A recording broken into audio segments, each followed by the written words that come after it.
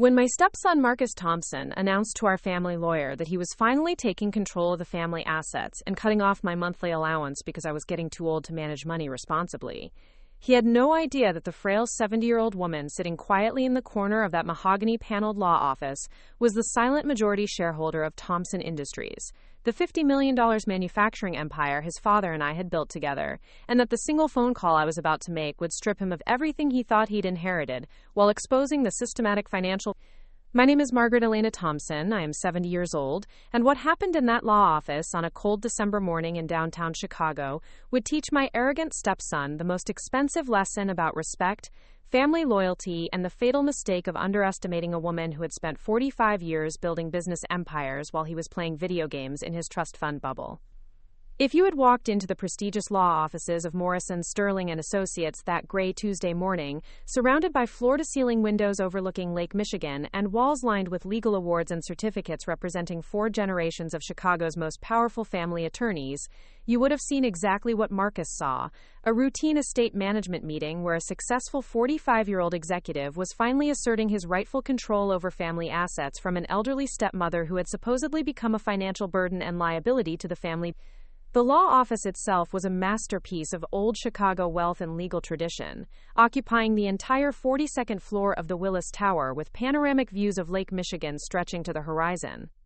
The Morrison, Sterling & Associates firm had been representing Chicago's industrial elite since 1889, with its rich mahogany paneling imported from Honduras, Persian rugs worth more than most people's annual salaries, and oil paintings of distinguished attorneys who had shaped Chicago's economic landscape through more than a century of mergers, acquisitions, and estate planning for families whose names appeared on skyscrapers, universities, and cultural institutions throughout the Midwest. The conference room where Marcus was presenting his case for eliminating my financial support was a monument to legal authority and family wealth, with its polished oak table that could seat 24 people around its carved edges, surrounded by leather chairs that had hosted discussions about billion-dollar transactions, industrial mergers, and estate settlements that had determined the financial futures of Chicago's most prominent families for over 4 generations. The walls displayed framed photographs of the firm's founding partners with presidents, governors, and Supreme Court justices, while floor-to-ceiling bookshelves contained leather-bound legal volumes and case histories that represented the accumulated legal wisdom of more than 130 years of practice in corporate law, estate planning, and family wealth management. You would have observed Marcus Thompson, impeccably dressed in his $3,000 charcoal gray Armani suit with a silk tie that cost more than most people's monthly grocery budget, sitting confidently at the head of that massive conference table beside Robert Sterling III, the third-generation senior partner whose grandfather had established the firm's reputation for discretion and effectiveness in managing the complex financial affairs of Chicago's wealthiest families. Marcus's Italian leather shoes, custom-tailored shirt, and gold Rolex watch reflected the lifestyle of someone who had never questioned his access to unlimited financial resources, and had always assumed that his position as the only son of industrial magnate William Thompson guaranteed him permanent control over the family fortune. Robert Sterling III, a distinguished man in his early 60s with silver hair and the confident bearing of someone who had managed billions of dollars in family wealth throughout his 35-year career, represented the third generation of Sterlings to serve as legal counsel to the Thompson family.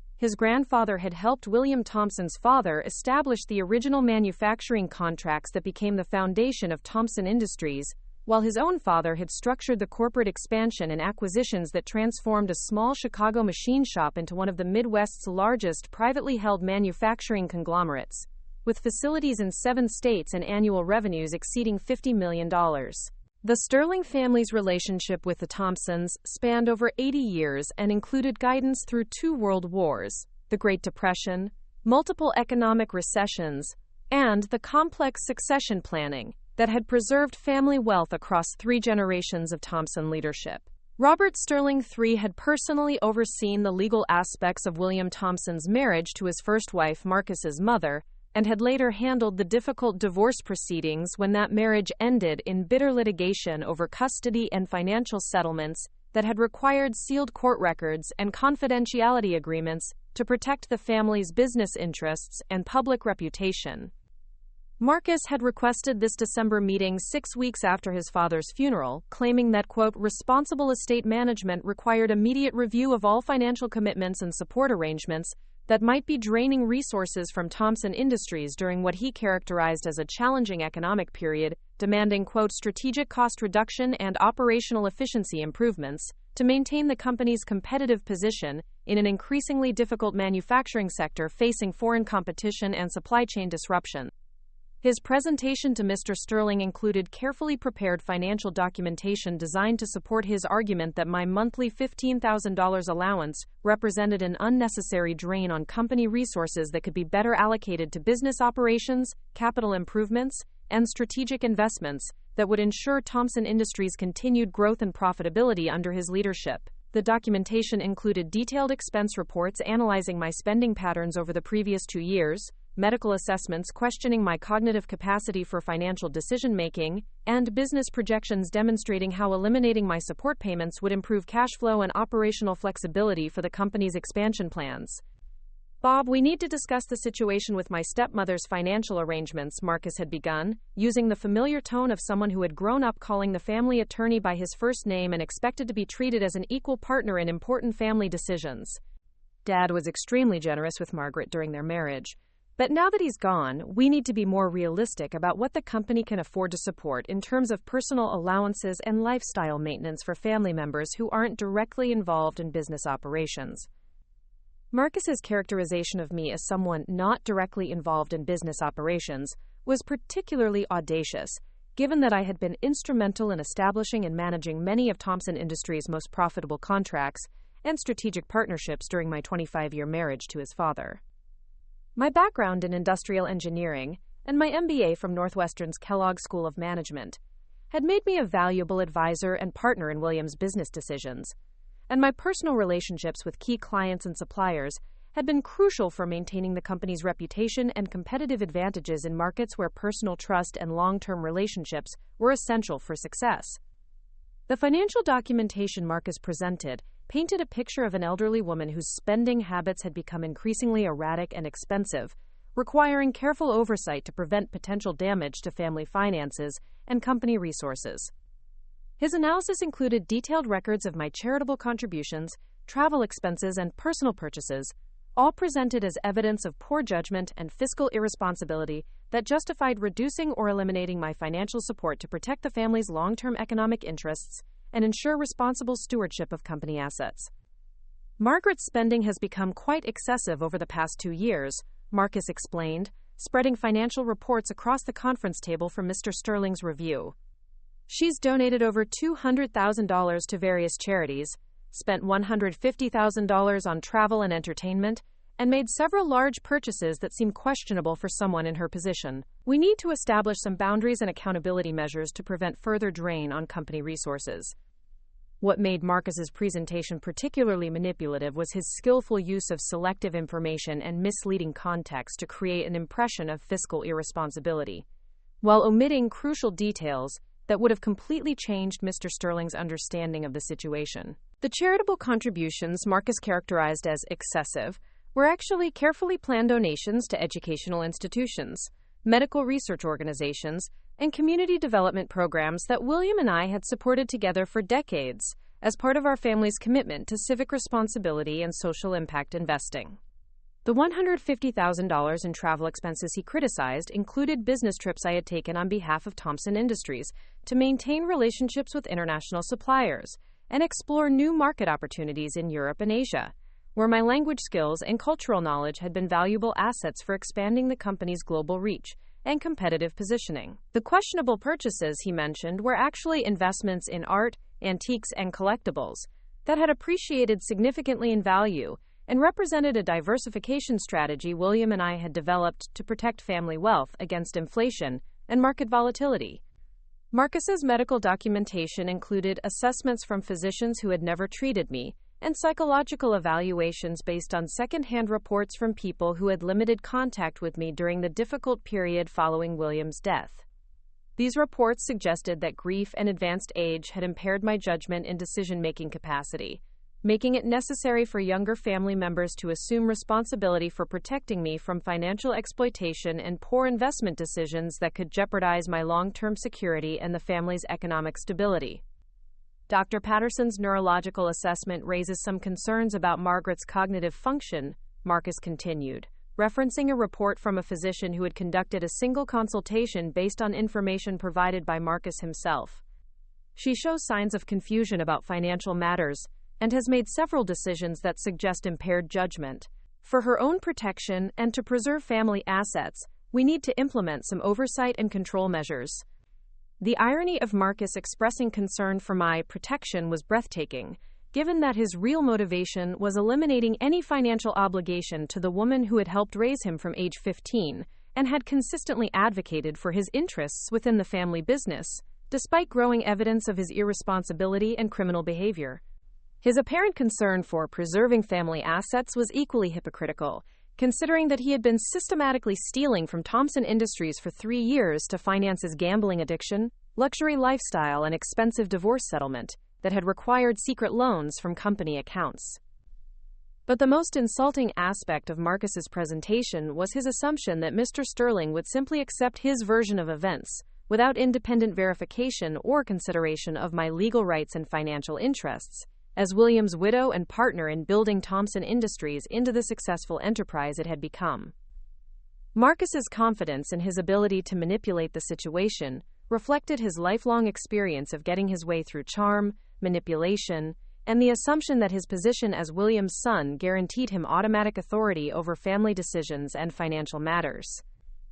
"I want to be fair to Margaret," Marcus said with practiced sincerity, "but we have to be realistic about the company's obligations and her actual needs. A reduced allowance of maybe $5,000 per month would be more than adequate for her living expenses, especially since she'll be moving to a smaller residence that's more appropriate for someone her age. The current arrangement is simply not sustainable given the economic challenges facing manufacturing companies in today's market." Marcus's suggestion that I should be grateful for a $5,000 monthly allowance represented a 67% reduction in the financial support William and I had agreed upon in our estate planning, while his assumption that I would naturally move to smaller, less expensive housing reflected his belief that widowhood automatically meant accepting a diminished lifestyle and reduced status within the family hierarchy.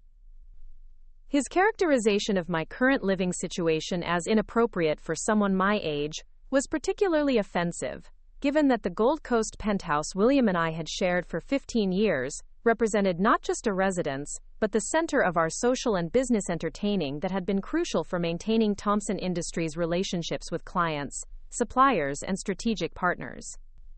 The economic justification Marcus offered for reducing my support was based on selective financial data that ignored Thompson Industries' actual profitability and growth trends, which had remained strong despite the challenges facing other manufacturing companies. His presentation emphasized temporary market fluctuations and industry-wide concerns, while omitting the company's successful diversification strategies, strong balance sheet, and growing market share in specialized manufacturing sectors, where Thompson Industries had developed competitive advantages through innovation and strategic partnerships. "The manufacturing sector is facing unprecedented challenges," Marcus explained, presenting charts and graphs that emphasized negative industry trends, while downplaying Thompson Industries' superior performance relative to competitors. "Foreign competition, supply chain disruptions, and rising material costs are forcing companies throughout the Midwest to reduce overhead and eliminate non-essential expenses. We need to position Thompson Industries for long-term survival, which means making some difficult decisions about resource allocation and cost management." What Marcus didn't mention in his presentation was that Thompson Industries had actually increased profitability by 12% during the previous fiscal year, largely due to strategic initiatives and process improvements that I had helped develop and implement during the final years of my marriage to William. The company's success in navigating industry challenges had been based on exactly the kind of long-term strategic thinking and relationship management that Marcus was now characterizing as outdated and inefficient approaches to business management.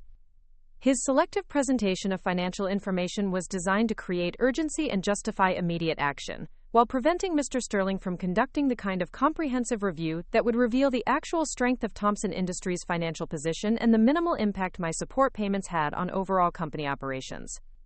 Marcus's emphasis on external economic pressures was a deliberate distraction from internal management issues and his own poor performance as company president during the 18 months since William had reluctantly promoted him to that position.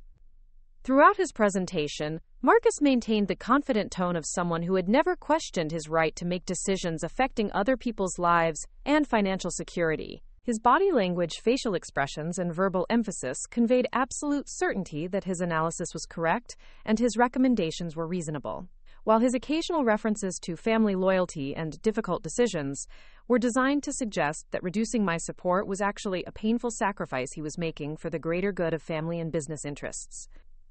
"This isn't easy for any of us," Marcus said with practiced emotion, "but Dad would want us to make responsible decisions that protect the company he spent his lifetime building. Margaret has been well provided for during their marriage, and she'll continue to receive appropriate support. But we have to balance family obligations with business realities. I'm confident this approach serves everyone's long-term interests while ensuring Thompson Industries remains strong and competitive." The conference room where this performance was taking place had witnessed countless similar presentations over more than a century of family wealth management, but few had involved such a combination of financial manipulation, emotional manipulation, and fundamental misunderstanding of legal and business realities. The leather chairs around that massive oak table had hosted discussions involving some of Chicago's most powerful and sophisticated business leaders, but Marcus's presentation represented a level of arrogance and miscalculation that would have shocked even the most cynical observers of family wealth dynamics. As Marcus concluded his presentation and sat back in his chair with the satisfied expression of someone who believed he had successfully manipulated a complex situation to his advantage, he remained completely unaware that the quiet elderly woman sitting in the corner chair he had strategically positioned to minimize my apparent importance was actually the majority owner of everything he was discussing, and that the one phone call I was about to make would activate legal and financial mechanisms that would destroy his carefully constructed plans while exposing the criminal activities that had motivated his desperate attempt to eliminate my. The 70-year-old woman Marcus was systematically humiliating and financially abandoning in that elegant Chicago law office was about to demonstrate that experience, preparation, and legal authority were more powerful than arrogance, manipulation, and the assumption that advanced age automatically meant diminished capability or reduced influence in family and business decisions that affected millions of dollars and the futures of everyone connected to Thompson Industries. To truly understand the devastating magnitude of Marcus Thompson's miscalculation and the systematic betrayal that had been unfolding for 3 years under the noses of Chicago's most respected business leaders and financial advisors, you need to understand exactly who I am, what Thompson Industries represents, and how a 25-year marriage built on love, partnership, and shared vision for industrial excellence had created the foundation for one of the Midwest's most successful privately held manufacturing empires. An empire that Marcus now believed he could control through manipulation, intimidation. My name is Margaret Elena Thompson, and my journey to that Chicago law office began not in the corridors of wealth and privilege that Marcus had always known, but in the immigrant neighborhoods of South Chicago, where my father Miguel Rodriguez worked double shifts at U.S. Steel while my mother Elena cleaned office buildings downtown to pay for the education that would eventually make me the first person in my family to graduate from college, earn an MBA from Northwestern's Kellogg School of Management, and become a specialist in industrial engineering and manufacturing process optimization that would prove invaluable in building Thompson Industries. The woman sitting quietly in that corner chair while Marcus presented his case for financial abandonment had earned her Bachelor of Science in Industrial Engineering from the University of Illinois at Chicago in 1974, graduating summa cum laude despite working 30 hours per week in a downtown accounting firm to pay tuition and living expenses that her parents' modest income could not cover. My undergraduate thesis on manufacturing efficiency and quality control systems had earned recognition from the American Society for Quality and resulted in my first consulting contract with a small Chicago area manufacturer that was struggling with production bottlenecks and quality issues that threatened their survival in an increasingly competitive market. The success of that early consulting project, where I had identified and eliminated inefficiencies that increased production capacity by 35%, while reducing defect rates by 60%, had led to additional contracts with larger manufacturers throughout the Chicago industrial corridor. By the time I enrolled in Northwestern's MBA program in 1976, I was already managing a small but growing consulting practice that specialized in helping traditional manufacturing companies adapt to new technologies and quality management approaches that were revolutionizing industrial production throughout the United States and creating competitive advantages for companies that could implement them effectively. My MBA specialization in operations management and strategic planning, combined with my hands-on experience in manufacturing consulting, had made me one of the youngest and most sought-after industrial consultants in the Chicago area by 1978. My client list included companies ranging from small family-owned machine shops to large corporations with multiple facilities throughout the Midwest, and my reputation for identifying overlooked opportunities and solving complex operational problems had led to speaking engagements at industry conferences and invitations to join professional organizations that typically excluded women and minorities from their membership and leadership positions. It was at the 1979 Chicago Manufacturing Excellence Conference that I first met William Thompson, whose 45-year-old presence commanded respect and attention throughout the three-day event, where industry leaders gathered to discuss emerging technologies, market trends, and strategic approaches for maintaining competitiveness in a rapidly evolving global economy. William's company, Thompson Industries, had been founded by his father in 1932 as a small machine shop serving Chicago's railroad and steel industries. But under William's leadership during the 1970s, it had expanded into precision manufacturing, custom fabrication, and specialized industrial equipment that served clients throughout the Midwest and beyond. William Thompson was everything that Marcus would never be: genuinely humble despite his success, intellectually curious about new ideas and approaches, respectful of expertise regardless of its source, and committed to building long-term value rather than extracting short-term profits.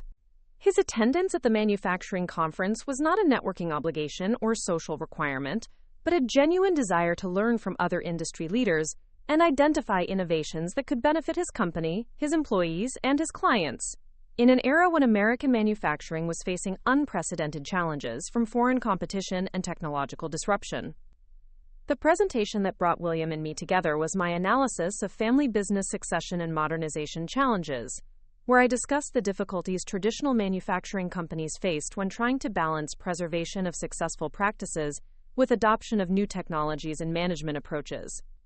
My research had identified common patterns where family businesses succeeded or failed in their transitions to second and third generation leadership, and I had developed frameworks for evaluating readiness for change and implementing improvements without disrupting the relationships and culture that made family businesses successful in markets dominated by larger corporations. William's questions during the presentation and our subsequent conversations revealed a business leader who understood that his company's future success would depend on continuous learning and adaptation, not just preservation of past approaches. His respect for my expertise and his willingness to consider ideas that challenged conventional wisdom about family business management had impressed me, while his obvious integrity and commitment to ethical business practices had distinguished him from other successful executives who sometimes viewed consulting relationships as opportunities to extract information and competitive advantages without fair compensation or acknowledgement. Our professional relationship began 3 months after the conference, when William hired my consulting firm to conduct a comprehensive operational assessment of Thompson Industries and develop recommendations for modernizing production systems, improving quality control procedures, and expanding into new markets that could provide growth opportunities during a period when traditional manufacturing sectors were experiencing significant challenges.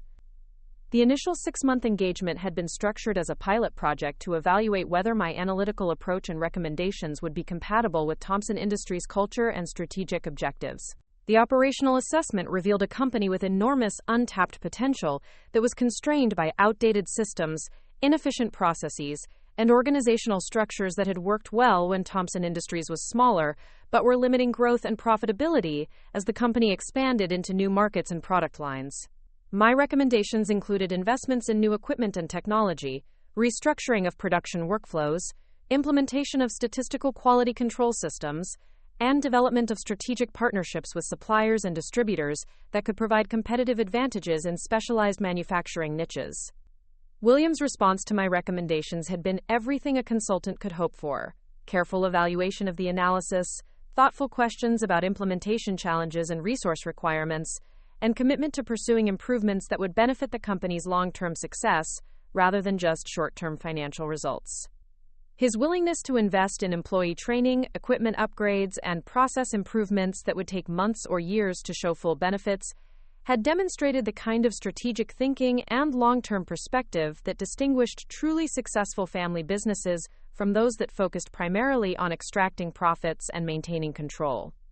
The implementation of my recommendations during 1980 and 1981 had produced results that exceeded both Williams' expectations and my own projections. Production efficiency increased by 42%, quality metrics improved dramatically, customer satisfaction scores reached all-time highs, and Thompson Industries won several major contracts that had previously been awarded to larger competitors.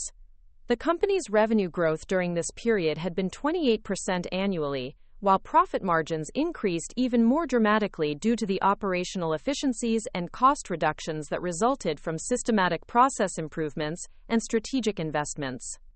More importantly, for the long-term relationship that would develop between William and me, the successful implementation of operational improvements had demonstrated our ability to work together effectively as partners in strategic planning and decision-making. William's respect for my expertise and analytical capabilities, combined with my appreciation for his integrity and commitment to ethical business practices, had created a foundation of mutual trust and professional collaboration that extended beyond the typical consultant-client relationship into genuine partnership in building Thompson Industries' competitive advantages and market position. The transition from professional collaboration to personal relationship had been gradual and natural, developing over the course of 18 months as we worked together on increasingly complex strategic initiatives and spent countless hours discussing not just business challenges and opportunities, but our respective backgrounds, experiences, and perspectives on life, family, and the responsibilities that came with business success and community leadership. William's divorce from his first wife had been finalized in 1978, while I had never been married. Having focused my 20s and early 30s on education and career development in fields where women faced significant barriers and discrimination. Our marriage in June 1983, when I was 35 and William was 49, had represented not just a personal commitment, but a business partnership that would transform Thompson Industries from a successful regional manufacturer into one of the Midwest's most respected and profitable industrial companies. My formal role as Vice President for Strategic Planning and Operations had given me responsibility for identifying growth opportunities, managing major client relationships, and overseeing the continuous improvement initiatives that kept Thompson Industries ahead of competitors in rapidly evolving markets. The business empire that Marcus now believed he could control through manipulation and intimidation had been built through 25 years of shared vision, complementary expertise, and mutual respect between William and me. My contributions to Thompson Industries' success had included identifying and developing new product lines that generated over $15 million in annual revenue, establishing strategic partnerships with international suppliers that reduced material costs by 20%, implementing quality management systems that earned Thompson Industries ISO certification, and competitive advantages in markets where reliability and consistency were essential for success. My role in building Thompson Industries extended far beyond operational improvements and strategic planning into the relationships with clients, suppliers, and community leaders that had been essential for the company's growth and reputation throughout the Midwest manufacturing sector. My fluency in Spanish and Portuguese had been crucial for developing business relationships in Latin American markets, while my technical expertise and professional credentials had earned respect from engineers and purchasing managers at major corporations that preferred working with suppliers whose representatives understood their requirements and could provide knowledgeable support for complex projects. The international expansion that had made Thompson Industries a $50 million company had been largely based on my analysis of global market opportunities and my personal relationships with distributors, agents, and clients in markets where American manufacturing companies could compete successfully against local and Asian competitors. My travels to Europe, Asia, and Latin America during the 1990s and 2000s had not been the quote, excessive expenses Marcus characterized in his financial analysis, but strategic investments in business development and relationship management that had generated millions of dollars in revenue and established Thompson Industries as a preferred supplier for multinational corporations with facilities throughout the global economy. The charitable contributions that Marcus had criticized in his presentation to Mr. Sterling represented another dimension of my partnership with William in using business success to support community development and social responsibility initiatives that reflected our shared values and commitment to giving back to the communities that had supported Thompson Industries' growth and success. Our donations to educational institutions had included funding for engineering scholarships at the University of Illinois at Chicago, industrial technology programs at Chicago community colleges, and research initiatives that advanced manufacturing science and provided training opportunities for the skilled workers that companies like Thompson Industries needed to remain competitive. Our support for medical research and healthcare organizations had been particularly focused on institutions serving Chicago's immigrant communities, where language barriers and economic constraints often prevented families from accessing quality healthcare and preventative services. My background in these communities had given me insight into needs and opportunities that other philanthropists often overlooked, while William's business connections had enabled us to leverage our contributions by encouraging other companies and individuals to support these important initiatives. The community development projects we had supported included job training programs, small business development initiatives, and educational programs that helped immigrants and their children develop the skills and knowledge needed to succeed in America's increasingly complex economy. These investments had not only helped thousands of families improve their lives and economic prospects, but had also created a pipeline of skilled workers and potential employees for Thompson Industries and other Chicago area manufacturers that depended on dedicated, hardworking people who appreciated opportunities for advancement and career development. The Gold Coast penthouse that Marcus thought I should abandon for more appropriate housing represented not just a residence, but the center of the business and social entertaining that had been essential for maintaining Thompson Industries' relationships with clients, suppliers, and strategic partners throughout my marriage to William. The elegant apartment overlooking Lake Michigan had hosted countless dinners, receptions, and meetings, where business relationships were developed and maintained, where strategic partnerships were discussed and negotiated, and where Thompson Industries' reputation for quality, integrity, and professional excellence had been reinforced through personal interactions with the people who made decisions about purchasing, partnerships, and industry leadership. The art collection that Marcus had characterized as questionable purchases included works by Chicago area artists whose careers William and I had supported, as well as pieces from Latin American and European artists whose work reflected the international perspective and cultural appreciation that had been important elements of our personal and professional lives. The collection's value had appreciated significantly over the years, representing not just aesthetic enjoyment but financial diversification that protected family wealth against inflation and market volatility in ways that purely financial investments could not achieve. The investment portfolio that William and I had developed over 25 years of marriage reflected the same strategic thinking and long-term perspective that had made Thompson Industries successful in competitive manufacturing markets. Our diversified holdings included real estate, stocks, bonds, and alternative investments that provided income, growth potential, and risk management across different economic scenarios and market conditions.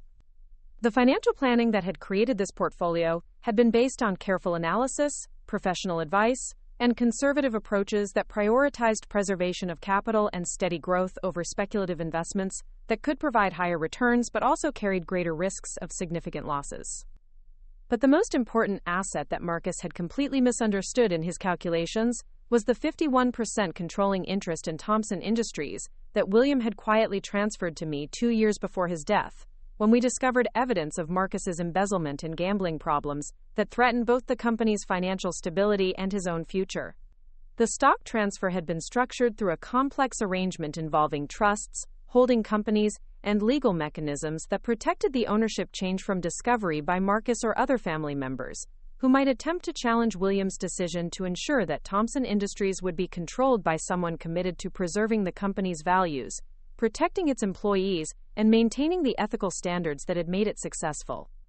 The legal documentation for this ownership transfer was contained in sealed files at Morrison, Sterling & Associates, where Robert Sterling III had overseen the complex arrangements that ensured my control over Thompson Industries, while maintaining the confidentiality necessary to prevent family conflicts and business disruptions during Williams' final years. The stock transfer had been accompanied by comprehensive powers of attorney, voting agreements, and succession planning documents that gave me complete authority over Thompson Industries operations, strategic direction, and leadership decisions, regardless of what Marcus or other family members might assume about inheritance rights or traditional succession practices. Williams' decision to transfer majority control to me rather than his son had been based on 2 years of painful observations about Marcus's character, judgment, and commitment to the values that had made Thompson Industries successful. The gambling addiction that had led to over $800,000 in embezzlement from company accounts, the expensive lifestyle that required constant infusions of cash from family sources, and the arrogant assumption that family wealth would always be available to support his irresponsible choices, had convinced William that Marcus could not be trusted with control over a company that employed over 200 people and supported hundreds of families throughout the Chicago area. The evidence of Marcus's criminal activities that had motivated Williams' succession planning decisions was contained in detailed financial records, surveillance reports, and documentation that had been gathered by private investigators and forensic accountants working under attorney-client privilege to ensure that the information could be used for legal and business planning purposes without alerting Marcus to the investigation or giving him opportunities to destroy evidence or conceal assets. This evidence would become crucial for the criminal prosecution and civil recovery actions that would follow Marcus's attempt to eliminate my financial support and seize control of Thompson Industries through manipulation and fraud. The woman sitting quietly in that corner chair while Marcus delivered his presentation about my supposed incompetence and excessive spending was actually the majority owner of everything he was discussing, with legal authority to hire and fire company executives, approve or reject major business decisions, and determine the strategic direction that would guide Thompson Industries through the challenges and opportunities of the 21st century. My apparent passivity during his presentation was not weakness or confusion, but strategic patience as I allowed him to reveal the full extent of his arrogance and criminal intent before activating the legal and financial mechanisms that would destroy his carefully constructed plans. The phone call I was about to make would connect me with David Chen, the senior partner at Chen Williams & Associates, the forensic accounting and investigation firm that had been documenting Marcus's criminal activities for the past 6 months, while preparing comprehensive evidence for criminal prosecution and civil recovery proceedings. David's team included former FBI agents, certified fraud examiners, and attorneys specializing in corporate crime and asset recovery, who had been working under my direction to ensure that Marcus faced appropriate consequences for his systematic betrayal of family trust and fiduciary responsibilities.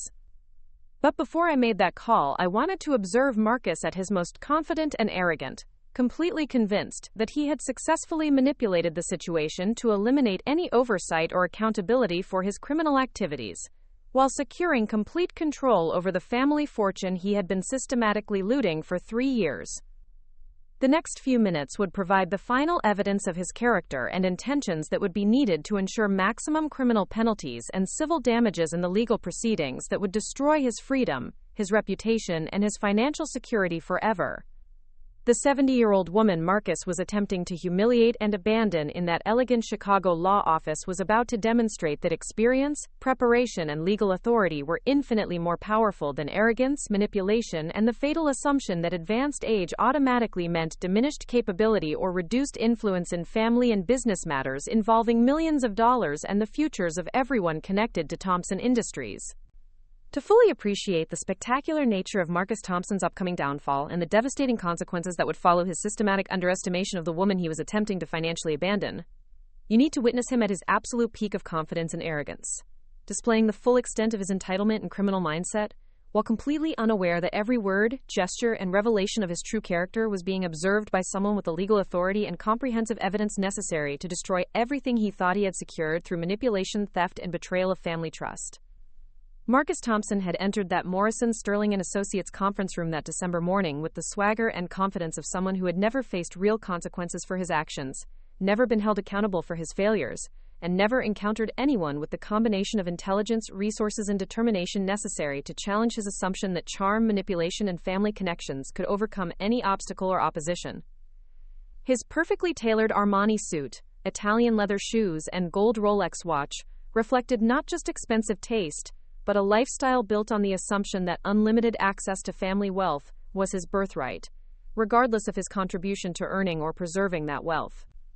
The presentation Marcus delivered to Robert Sterling III was a masterclass in manipulation, combining selective facts, emotional appeals, and carefully constructed legal arguments designed to achieve his goal of eliminating my financial support, while appearing to be a responsible family leader making difficult but necessary decisions for the long-term benefit of everyone involved. His performance demonstrated sophisticated understanding of how to exploit the legal system, family dynamics, and social expectations to achieve personal objectives, while maintaining plausible deniability about his true motivations and criminal activities.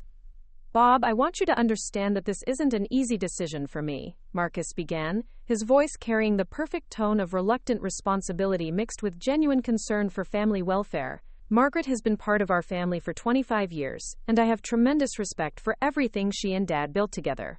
But we're facing some serious challenges that require us to be realistic about our financial obligations and the company's ability to support the lifestyle arrangements that were established during better economic times."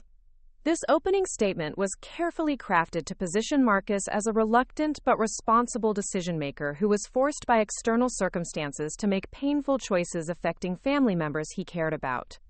His reference to tremendous respect for Margaret and acknowledgement of what we had built together was designed to deflect any suggestion that his motivations were personal or vindictive, while his emphasis on realistic assessment and better economic times created the impression that external economic forces, rather than his own criminal activities, were driving the need for changes in family financial arrangements.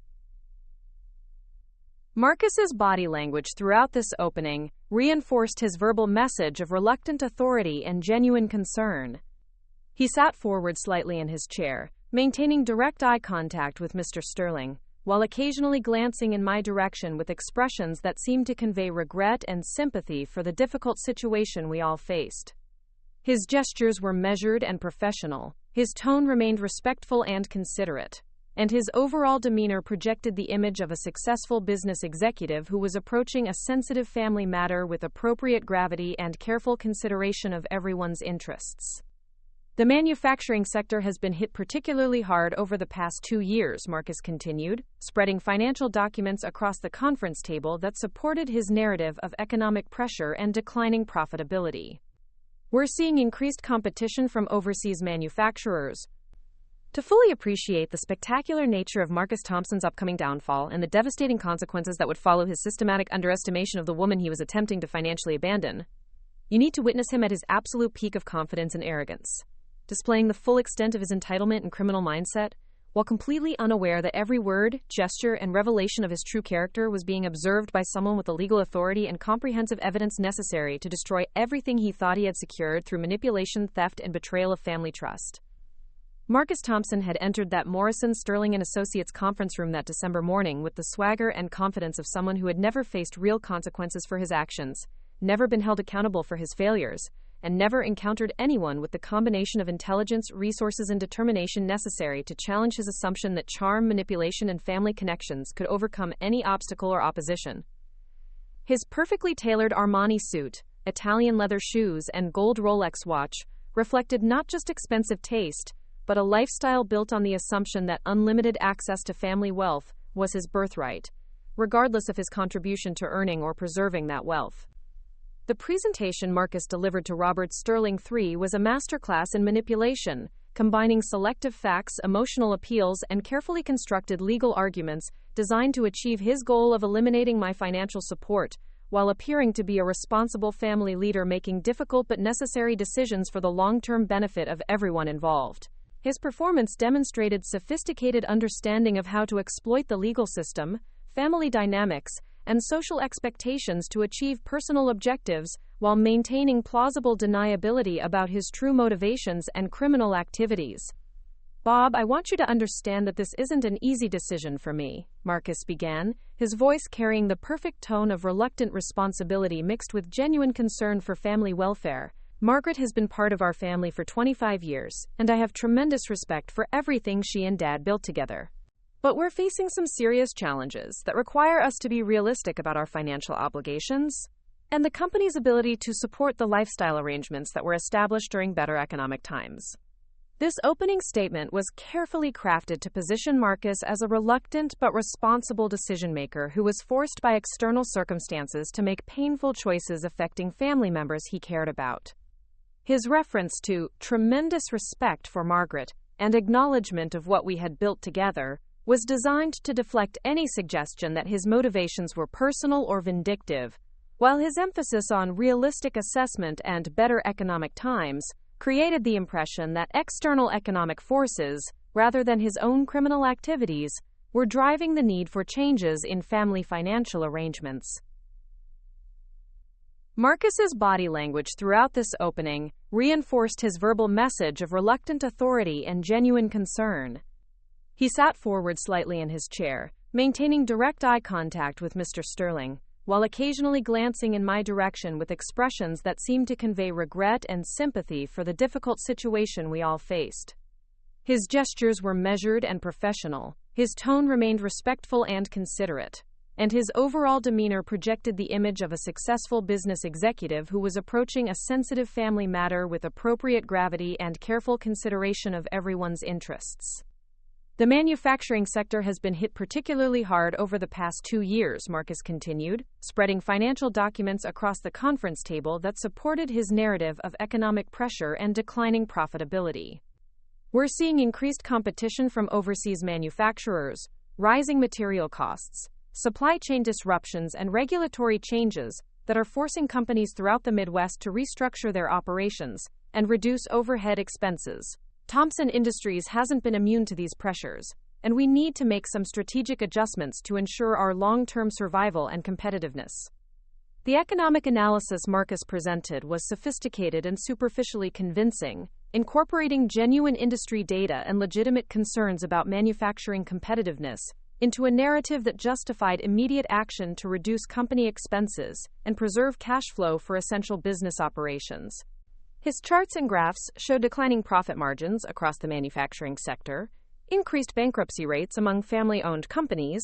and economic projections that suggested continued challenges for traditional manufacturing businesses operating in global markets dominated by lower-cost competitors. What made Marcus's economic presentation particularly effective was his skillful integration of accurate information about industry-wide challenges with selective data about Thompson Industries' specific situation that created a misleading impression of financial distress and immediate need for cost reduction measures.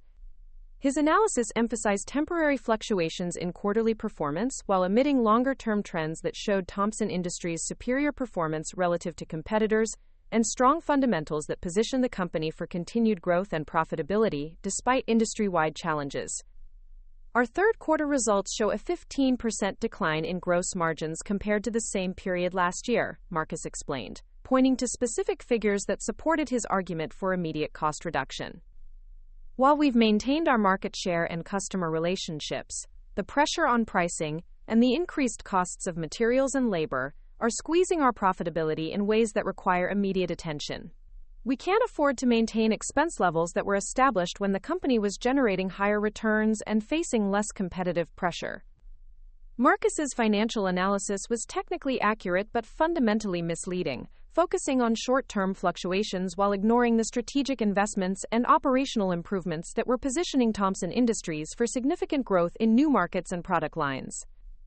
The 15% decline in gross margins he emphasized was primarily due to deliberate pricing strategies designed to secure long-term contracts with major clients, combined with one-time expenses for equipment upgrades and facility improvements that would generate increased profitability over the following several years. The competitive pressures Marcus described were real but manageable for a company with Thompson Industries' capabilities and market position. His presentation ignored the competitive advantages we had developed through quality improvements, technological innovations, and strategic partnerships that distinguished Thompson Industries from competitors who were struggling with the challenges he emphasized. His analysis also omitted the new revenue streams and market opportunities that were already generating increased income and would more than offset the temporary margin pressures he was using to justify eliminating my financial support. In this environment, we need to focus our resources on core business operations and essential investments that will maintain our competitive position, Marcus continued, building toward his specific recommendations for reducing family financial obligations.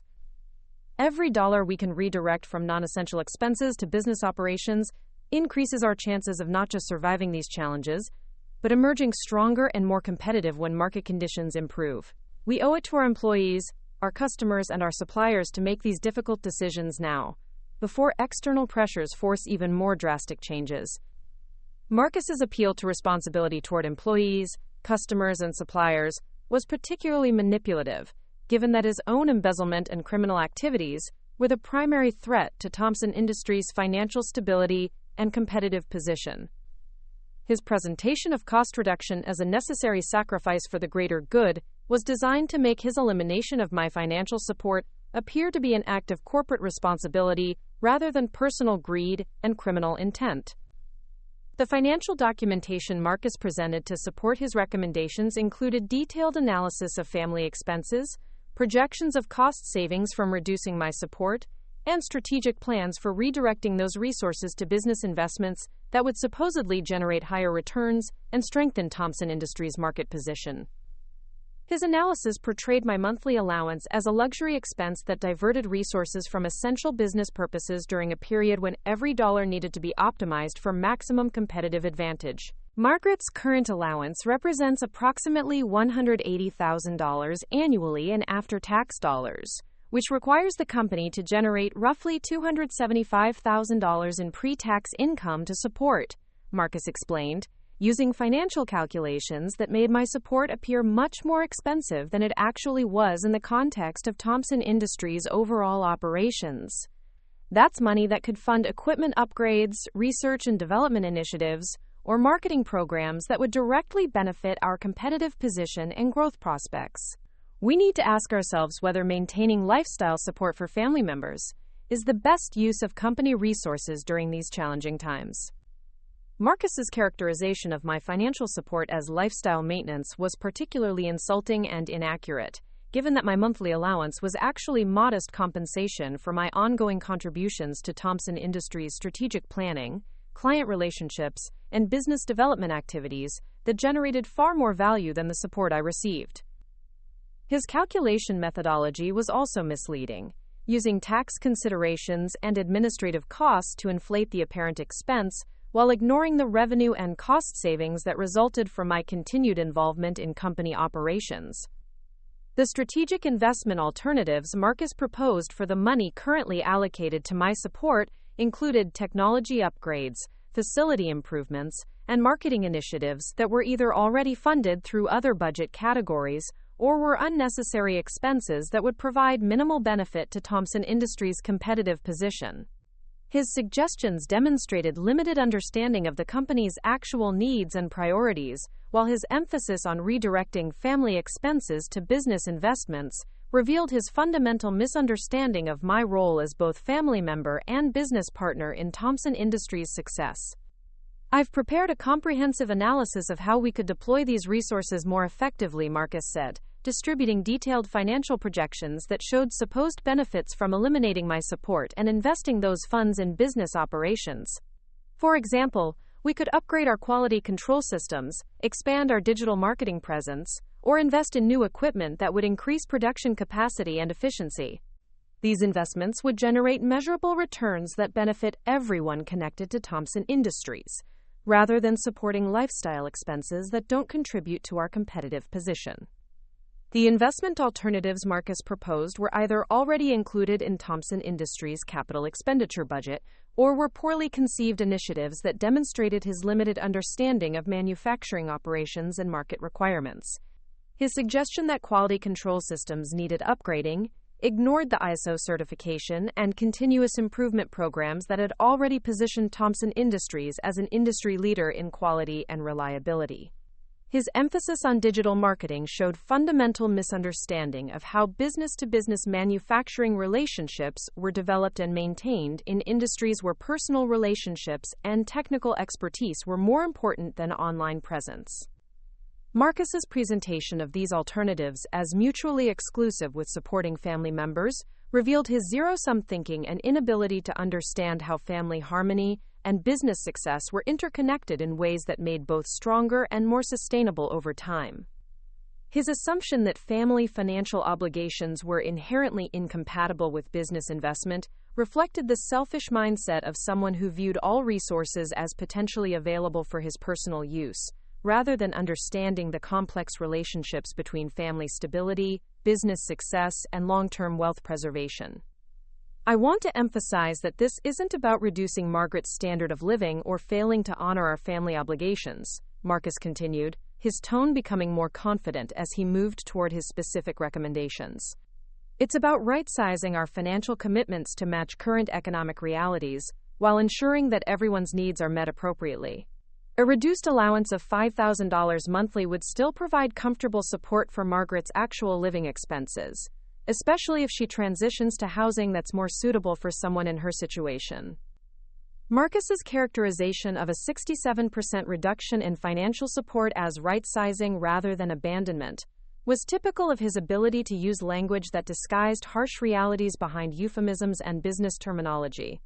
His suggestion that $5,000 monthly would provide, quote, comfortable support ignored the actual costs of maintaining the lifestyle and social relationships that were essential for my continued contributions to Thompson Industries' business development and client relationships. His assumption that I should naturally transition to less expensive housing reflected his belief that widowhood automatically meant accepting reduced status and diminished influence within family and business structures.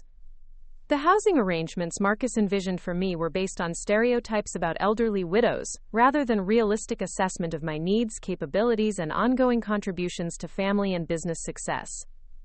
His suggestion that smaller, less expensive accommodation would be more suitable for my situation demonstrated complete ignorance of how the Gold Coast penthouse had been essential for business entertaining, client relationships, and the social connections that supported Thompson Industries' reputation and market position throughout Chicago's business community. I've researched several excellent senior living communities that would provide appropriate amenities and social opportunities for someone Margaret's age, Marcus announced, producing brochures and financial information about facilities that were clearly designed for people with limited mobility and reduced independence. These communities offer maintenance-free living, social activities, and healthcare support that would actually improve Margaret's quality of life while reducing her housing costs by 60 to 70%. It's really a win-win situation that addresses her changing needs while allowing the company to allocate resources more effectively. The senior living facilities Marcus had researched were upscale but fundamentally inappropriate for someone with my health, independence, and ongoing professional responsibilities. His assumption that I needed healthcare support and maintenance-free living reflected ageist stereotypes rather than accurate assessment of my capabilities and preferences.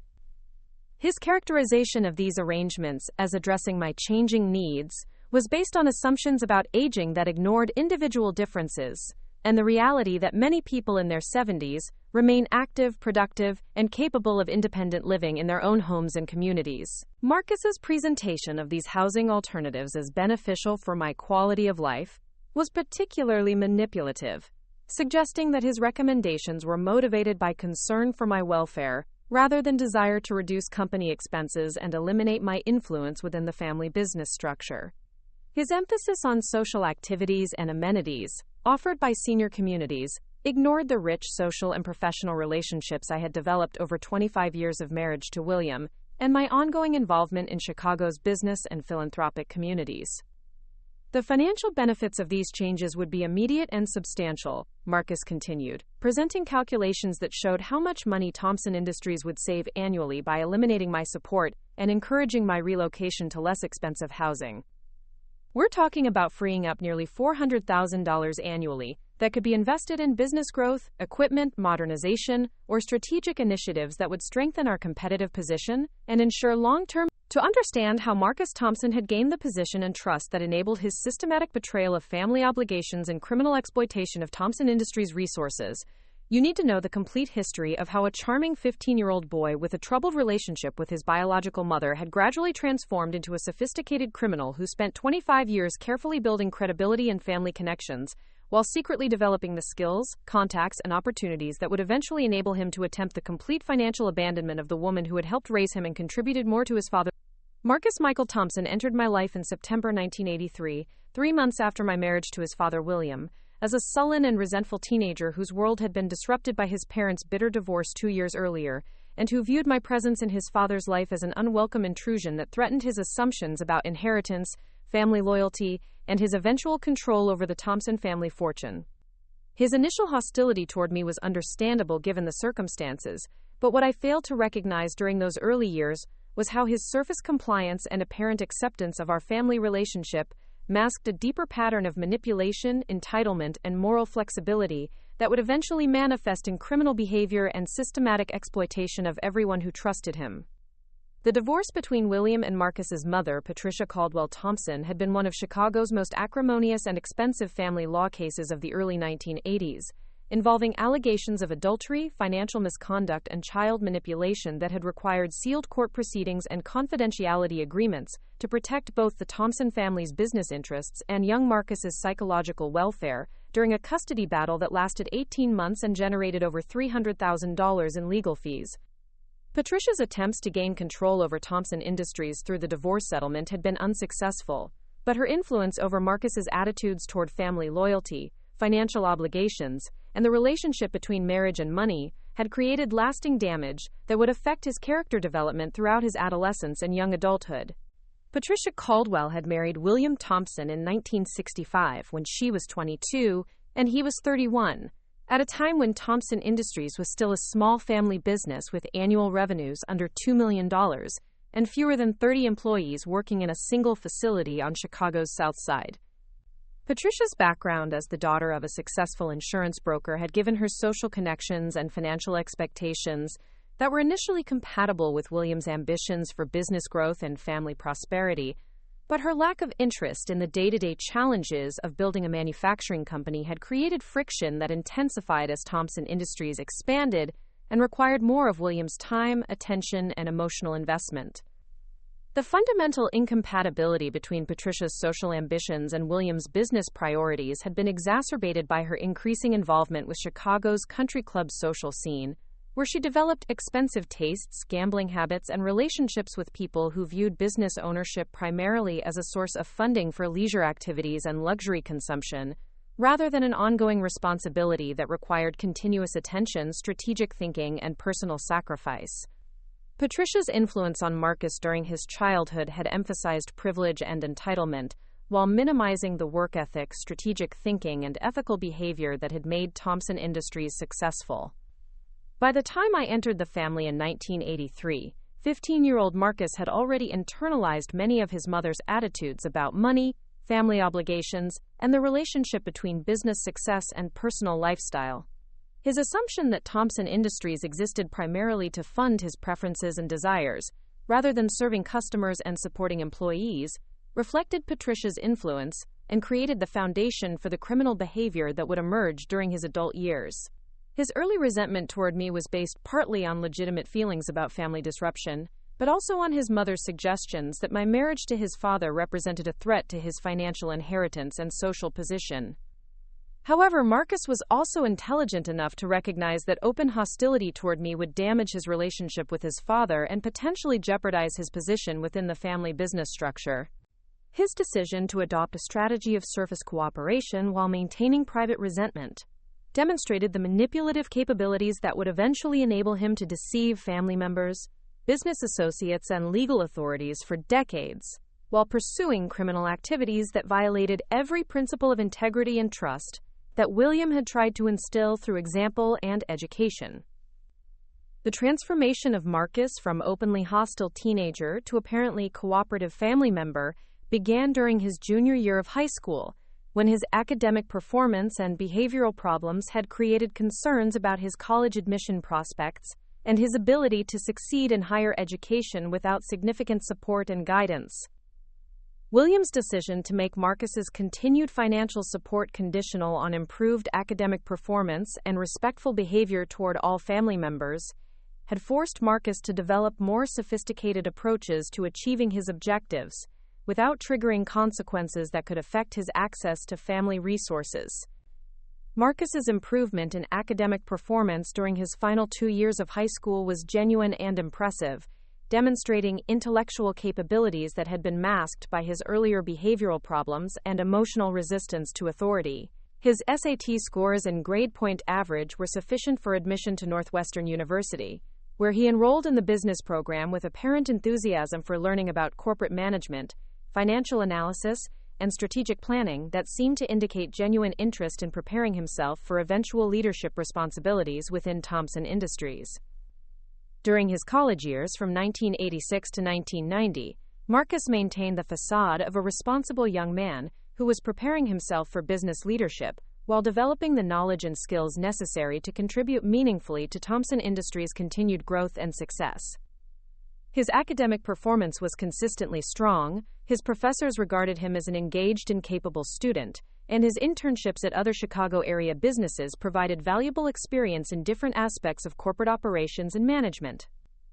His apparent maturation and professional development during this period convinced William and me that the earlier behavioral problems had been temporary consequences of family disruption rather than indicators of deeper character flaws. Marcus's relationship with me during his college years was cordial and respectful, characterized by polite conversations about his studies, appropriate gratitude for financial support, and apparent acceptance of my role in his father's life and business operations. His occasional requests for advice about academic choices, career planning, and business concepts seemed to indicate genuine respect for my expertise and appreciation for my willingness to serve as a mentor and guide during his transition to adulthood. His behavior during family gatherings, holiday celebrations, and business events was consistently appropriate and demonstrated the kind of social skills and emotional maturity that suggested he was developing into someone who could eventually assume leadership responsibilities within Thompson Industries. The business internships Marcus completed during his college summers provided him with exposure to different aspects of corporate operations while allowing him to develop professional relationships and industry knowledge that would theoretically prepare him for eventual employment within Thompson Industries. His internship reports and supervisor evaluations were consistently positive, describing him as intelligent, hardworking, and capable of learning quickly while adapting to different organizational cultures and management styles.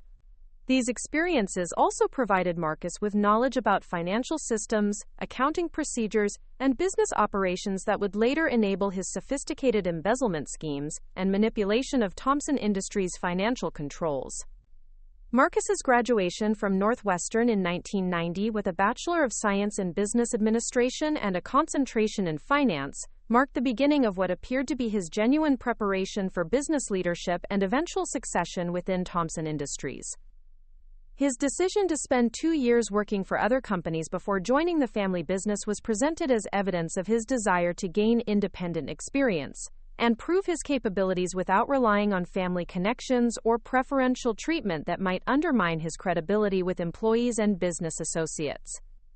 His first position after college was as a financial analyst with Midwest Industrial Partners, a Chicago-based consulting firm that specialized in helping manufacturing companies improve operational efficiency and financial performance. The job provided Marcus with valuable experience in financial analysis, project management, and client relations, while allowing him to develop professional relationships throughout Chicago's manufacturing sector. His performance evaluations during this 2-year period were excellent, and his supervisors regarded him as someone with significant potential for advancement within the consulting industry or corporate management roles. Marcus's second position was as an operations coordinator with Great Lakes Manufacturing Alliance, a trade organization that provided services and advocacy for manufacturing companies throughout the Midwest region. This role gave him exposure to industry trends, regulatory issues, and strategic challenges facing manufacturing companies, while allowing him to develop contacts with executives from dozens of companies that could potentially become Thompson Industries clients, suppliers, or strategic partners. His work with the trade organization also provided him with detailed knowledge about industry best practices, competitive strategies, and financial management approaches that would theoretically enhance his value as a future leader of Thompson Industries. When Marcus joined Thompson Industries in 1993 as an assistant to the vice president of operations, His apparent qualifications and professional development seemed to justify William's confidence in his potential for business leadership. His previous experience with financial analysis and operations management provided relevant background for understanding Thompson Industries' business model, while his industry contacts and knowledge of competitive strategies appeared to position him for meaningful contributions to the company's continued growth and success. Marcus's initial performance at Thompson Industries was impressive and seemed to validate the years of investment in his education and professional development. He demonstrated genuine understanding of manufacturing operations, contributed valuable insights about industry trends and competitive challenges, and developed positive working relationships with employees at all levels of the organization. His respectful attitude toward experienced workers, willingness to learn from people with technical expertise, and apparent commitment to Thompson Industries' values and culture created the impression that he was genuinely prepared for increasing responsibilities and eventual leadership succession. During his first 3 years at Thompson Industries, Marcus was promoted twice and given increasing responsibility for financial analysis, strategic planning, and client relationship management. His contributions to several major projects were significant and measurable, including the development of new quality control procedures that reduced defect rates by 25%, the negotiation of supplier contracts that reduced material costs by 12%, and the identification of new market opportunities that generated over $3 million in additional revenue. These accomplishments seem to demonstrate that his education, training, and professional development had successfully prepared him for leadership responsibilities within the family business. However, what William and I failed to recognize during this period was that Marcus's apparent success and professional competence were being used to build credibility and trust that would eventually enable him to exploit his position for personal gain while maintaining the facade of dedicated family business leadership. His knowledge of Thompson Industries' operations, financial systems, and client relationships was providing him with opportunities to identify vulnerabilities and develop criminal schemes that could be implemented gradually without triggering immediate detection or accountability. The first indication of Marcus's problematic attitudes emerged in 1996 when he was promoted to Director of Strategic Development and given responsibility for evaluating acquisition opportunities and developing partnerships with other companies. His initial recommendations included several proposals for aggressive expansion and high-risk investments that prioritized rapid growth over the conservative financial management and relationship-based business development that had made Thompson Industries successful. When William and I expressed concerns about the risk levels and financing requirements of these proposals, Marcus's response revealed frustration with what he characterized as overly conservative approaches that were limiting Thompson Industries' growth potential. We need to think bigger and move faster if we want to compete with companies that are willing to take strategic risks, Marcus had argued during a family business meeting in 1996. The manufacturing sector is changing rapidly, and companies that stick with traditional approaches are going to be left behind by competitors who understand modern business strategies and market opportunities. We have the resources and capabilities to become a regional leader, but we need to be willing to make bold moves and significant investments. Marcus's advocacy for moves and significant investments reflected his impatience with the careful planning and risk management that had protected Thompson Industries through multiple economic cycles and competitive challenges. His criticism of traditional approaches demonstrated lack of appreciation for the relationships, reputation, and operational excellence that differentiated Thompson Industries from competitors who pursued growth strategies that often resulted in financial distress and business failure. His emphasis on rapid expansion and aggressive spending was motivated more by his desire for increased personal authority and access to larger amounts of money than by genuine strategic analysis of market opportunities and competitive requirements. The investment proposals Marcus developed during this period were sophisticated and superficially convincing, but closer analysis revealed unrealistic assumptions about market growth, competitive responses, and implementation challenges that could have jeopardized Thompson Industries' financial stability and competitive position. His financial projections consistently overestimated potential returns while underestimating risks and costs, reflecting either poor analytical skills or deliberate manipulation designed to gain approval for projects that would increase his control over company resources and decision-making authority. William's decision to reject most of Marcus's expansion proposals and maintain Thompson Industries' conservative growth strategy created the first significant conflict between father and son since Marcus had joined the company. Marcus's reaction to these rejections revealed frustration and resentment that had been building since his college years, along with unrealistic expectations about his authority and influence within the family business structure. His assumption that his education and professional experience automatically qualified him for major decision-making responsibility demonstrated lack of understanding about the relationship between competence and trust in family business leadership succession. The tension between Marcus's ambitions and William's caution about rapid expansion created opportunities for me to serve as a mediator and advisor who could help develop compromise approaches that addressed Marcus's desire for increased responsibility while protecting Thompson Industries from excessive risk and financial exposure. My suggestions for pilot projects, phased implementations, and careful monitoring of new initiatives provided frameworks for testing Marcus's strategic recommendations while maintaining the risk management and financial discipline that had made Thompson Industries successful. However, Marcus's response to these compromise approaches revealed his impatience with oversight and accountability measures that limited his autonomy and required him to demonstrate results before gaining access to additional resources and authority.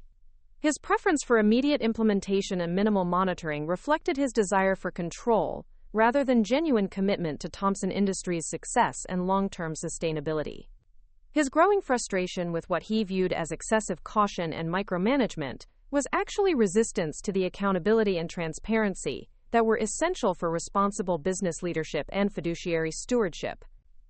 By 1998, Marcus had developed the technical skills, industry knowledge, and organizational authority that would enable him to begin the systematic embezzlement and financial manipulation that would continue for the next decade, while he maintained the facade of successful business leadership and family loyalty. His understanding of Thompson Industries' financial systems, client relationships, and operational procedures provided him with opportunities to identify vulnerabilities and implement criminal schemes that could generate personal income while avoiding immediate detection or accountability. The transformation of Marcus Thompson from apparently successful family business leader to sophisticated criminal had been gradual and carefully concealed, enabled by his intelligence, education, and understanding of how to exploit trust and organizational systems for personal gain, while maintaining the relationships and reputation necessary to avoid suspicion and accountability. The young man who had once seemed destined for legitimate business leadership had instead become a threat to everything his father had worked to build and preserve for future generations of the Thompson family and Thompson Industries employees, customers, and community stakeholders. The trust and authority Marcus had accumulated over 15 years of apparent competence and family loyalty had positioned him to attempt the complete financial abandonment of the woman who had helped raise him, contributed to his education and professional development, and played a crucial role in building the business empire he now believed he could control, through manipulation, intimidation, and criminal exploitation of fiduciary responsibilities that required integrity, accountability, and genuine commitment to family and business values that Marcus had never actually embraced. The discovery that would ultimately lead to Marcus Thompson's complete destruction and criminal prosecution began on what seemed like an ordinary Thursday morning in March 2021, when I arrived early at Thompson Industries corporate headquarters to review quarterly financial reports and prepare for our upcoming board meeting, completely unaware that the routine document review I was conducting would reveal the first threads of a criminal conspiracy that had been systematically looting company resources for over 3 years while the perpetrator maintained his facade of successful business leadership and family loyalty. I had maintained my office at Thompson Industries throughout my marriage to William, not because my presence was required for daily operations, but because my ongoing involvement in strategic planning, client relationships, and business development provided value that justified my continued access to company information and decision-making processes. As Vice President for Strategic Planning and Operations, I retained responsibility for evaluating major contracts, assessing new market opportunities, and maintaining relationships with key clients whose loyalty to Thompson Industries was based partly on personal trust and long-term business relationships that extended back decades. That March morning, as I settled into my corner office overlooking the Chicago River with my coffee and the stack of financial reports that Marcus had prepared for the quarterly board meeting, I was focused on understanding how Thompson Industries had performed during the challenging first quarter of 2021, when manufacturing companies throughout the Midwest were still dealing with supply chain disruptions, labor shortages, and economic uncertainty that had created both challenges and opportunities for companies with Thompson Industries' capabilities and market position. The financial reports Marcus had prepared were comprehensive and professionally formatted, incorporating detailed analysis of revenue trends, cost management, operational efficiency metrics, and strategic initiatives that painted a picture of a company that was successfully navigating difficult market conditions while maintaining profitability and competitive advantages in specialized manufacturing sectors. His executive summary emphasized Thompson Industries' resilience and adaptability, highlighting successful contract negotiations, operational improvements, and strategic partnerships that had enabled continued growth despite industry-wide challenges. However, as I began my detailed review of the supporting documentation and financial data that formed the foundation for Marcus's optimistic summary, I noticed several expenditure categories that seemed unusually high for a company of Thompson Industries' size and operational requirements. The professional services expenses in particular caught my attention, totaling over $340,000 during the first quarter alone, representing a 65% increase compared to the same period in the previous year, and nearly 40% higher than I would have expected based on Thompson Industries' historical patterns and current business activities. The professional services category included payments to consulting firms, legal advisors, accounting specialists, and technology service providers that supported Thompson Industries' operations and strategic initiatives. While some fluctuation in these expenses was normal and expected, particularly during periods when the company was pursuing new contracts or implementing operational improvements, the magnitude of the increase suggested either significant new initiatives that I wasn't aware of, or expense levels that were inconsistent with the actual services being provided to Thompson Industries. My initial review of the individual payments within the professional services category revealed several consulting firms that I didn't recognize, despite my familiarity with most of the vendors and service providers that Thompson Industries had worked with over the years. The largest payments were going to three companies: Midwest Strategic Consulting, $85,000, Great Lakes Business Solutions, $72,000, and Chicago Industrial Advisory Group, $68,000. Each of these firms was receiving monthly payments ranging from $22,000 to $28,000 for services that were described in vague terms like strategic planning support, operational efficiency analysis, and market development consultation. What made these payments particularly suspicious was not just their size, but the fact that they had been approved through an expedited authorization process that bypassed the normal competitive bidding and board review procedures that Thompson Industries used for all significant consulting contracts. According to the documentation in our financial management system, these contracts had been authorized directly by Marcus under emergency spending provisions that were intended for urgent operational needs and crisis response situations, not routine consulting services and strategic planning activities that could be evaluated and approved through normal procurement processes. The emergency authorization procedures that Marcus had used were designed for situations where immediate action was necessary to address equipment failures, safety concerns, or client emergencies that could not wait for the normal approval processes that typically required several weeks for evaluation, competitive bidding, and board review. These procedures had been established during the early days of Thompson Industries' growth, when William needed flexibility to respond quickly to unexpected opportunities and challenges, but they had rarely been used in recent years, and never for consulting services that didn't involve urgent operational requirements. My concern about these consulting payments was intensified by the realization that I had not been informed about any strategic planning initiatives or operational efficiency projects that would require this level of external consulting support. As Vice President for Strategic Planning and Operations, I would normally be involved in evaluating consulting proposals, selecting vendors, and overseeing major projects that could affect Thompson Industries' operations and competitive position. The fact that Marcus had authorized over $225,000 in consulting expenses without discussing these initiatives with me suggested either poor communication and coordination or deliberate concealment of activities that he preferred to keep confidential. Rather than immediately confronting Marcus about these expenditures, I decided to conduct a more comprehensive investigation of Thompson Industries' financial records, to determine whether the consulting payments represented isolated irregularities or part of a broader pattern of questionable expenses and authorization procedures. My experience in financial analysis and forensic accounting had taught me that embezzlement and financial fraud typically involved multiple schemes and techniques rather than single incidents, and that hasty confrontations could alert perpetrators and provide opportunities to destroy evidence or conceal criminal activities. The deeper investigation I began that Thursday morning would eventually consume 6 months of careful analysis, document review, and evidence gathering that revealed the full scope of Marcus's criminal enterprise and the sophisticated methods he had developed to steal from Thompson Industries while maintaining his reputation as a successful business leader and trusted family member. But the initial phase of my investigation focused on understanding the consulting payments and determining whether they represented legitimate business expenses or fraudulent schemes designed to redirect company resources for personal benefit. My first step was to research the 3 consulting firms that were receiving the largest payments from Thompson Industries. Using online business directories, professional association databases, and corporate filing information, I attempted to verify the credentials, experience, and reputation of Midwest Strategic Consulting, Great Lakes Business Solutions, and Chicago Industrial Advisory Group. What I discovered was deeply troubling and provided the first concrete evidence that Marcus was engaged in systematic financial fraud rather than simply poor judgment about consulting expenses.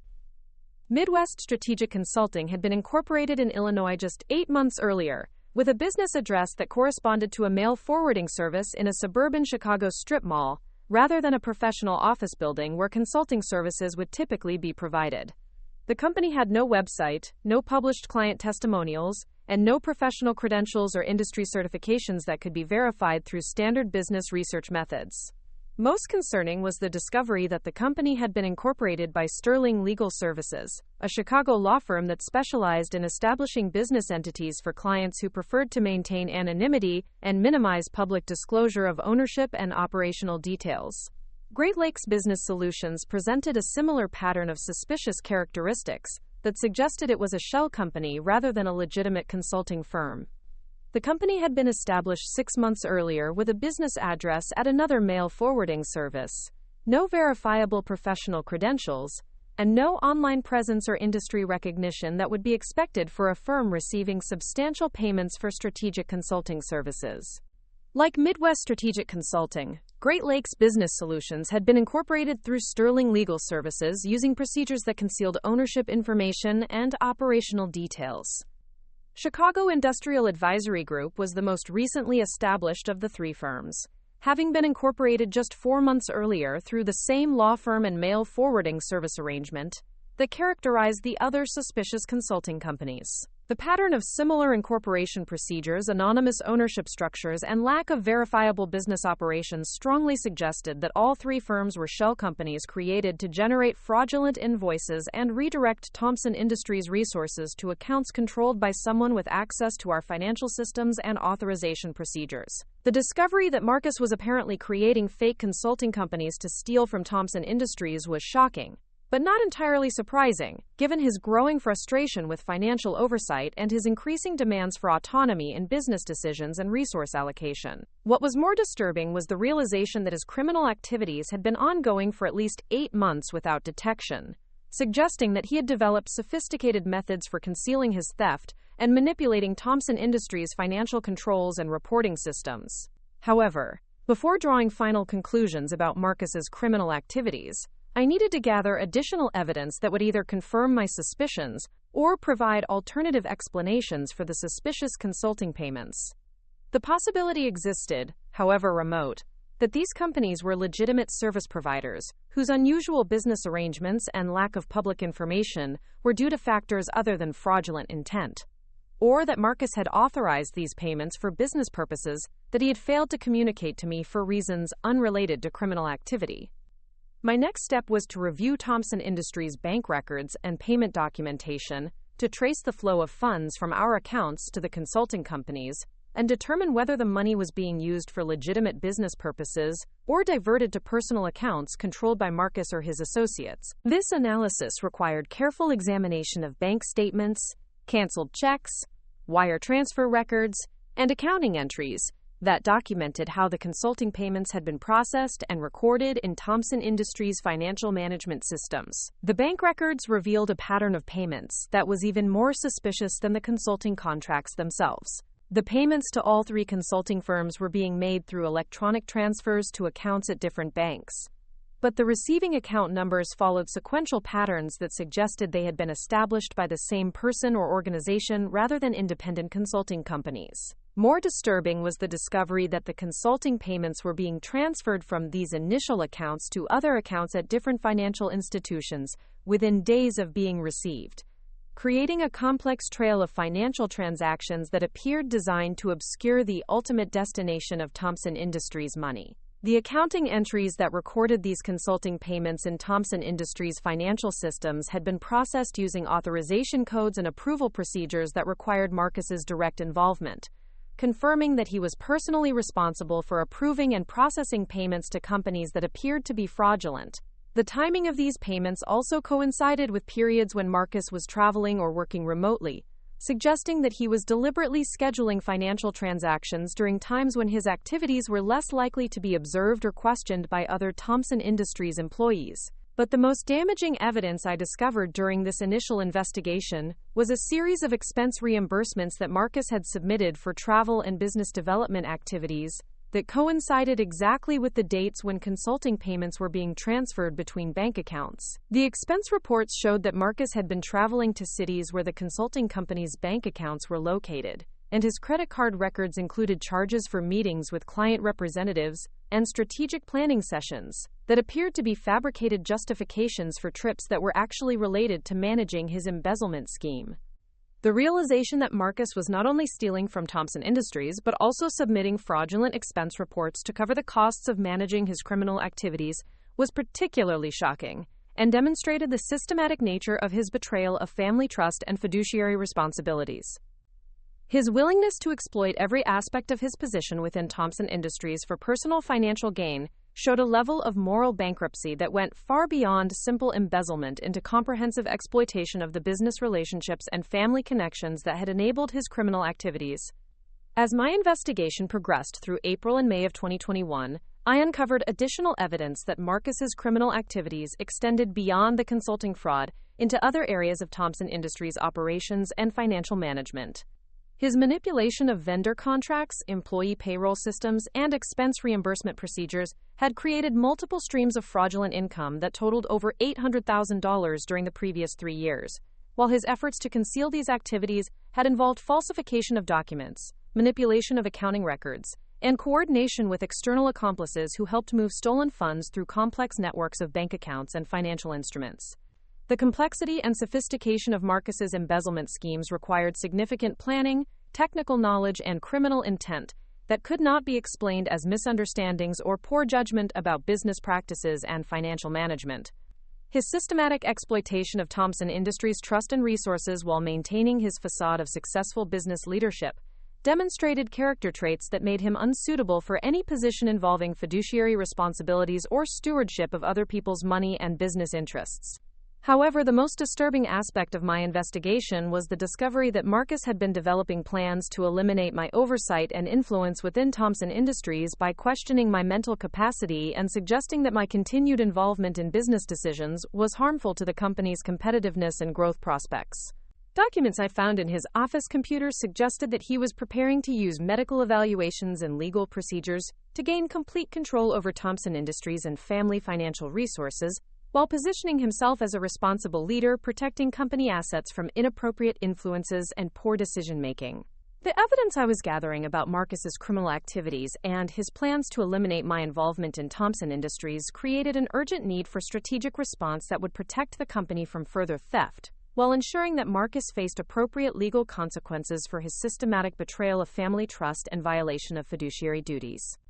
Rather than confronting him directly or alerting him to my investigation, I decided to develop a comprehensive strategy that would document the full scope of his criminal enterprise while creating legal and financial mechanisms that could ensure justice and recovery of stolen assets. The discovery that had begun with routine review of quarterly financial reports had revealed a criminal conspiracy that threatened not only Thompson Industries' financial stability, but also the security and welfare of the 200-plus employees whose livelihoods depended on the company's continued success and growth. Marcus's theft of company resources was directly reducing the funds available for employee salaries, benefits, equipment upgrades, and business investments that were essential for maintaining Thompson Industries' competitive position and providing stable employment for families throughout the Chicago area. By June 2021, I had documented enough evidence of Marcus's criminal activities to support criminal prosecution and civil recovery actions, but I also recognized that exposing his crimes would require careful coordination with law enforcement agencies, legal specialists, and financial experts who could ensure that the evidence would be admissible in court and that appropriate measures would be taken to prevent Marcus from destroying evidence or transferring assets beyond the reach of recovery proceedings. The investigation that had begun with suspicious consulting payments had evolved into a comprehensive effort to document systematic embezzlement, expose criminal intent, and ensure that Marcus faced consequences that reflected the severity of his betrayal of family trust and the harm he had caused to Thompson Industries and everyone whose economic security depended on the company's continued success and ethical leadership. The quiet elderly woman that Marcus believed he could manipulate and financially abandon was actually conducting the most thorough investigation of family business fraud that would ultimately result in his complete destruction and serve as a model for protecting other family businesses from similar criminal exploitation by trusted insiders who abused their positions for personal gain. As Marcus Thompson concluded his arrogant presentation to Robert Sterling III about why I should be grateful for whatever financial scraps he decided to throw my way, completely unaware that the frail elderly woman sitting quietly in the corner chair was actually the majority owner of everything he was discussing and possessed comprehensive evidence of his criminal activities, I knew that the moment had finally arrived to make the single phone call that would strip him of everything he thought he had secured through manipulation, theft, and betrayal of family trust.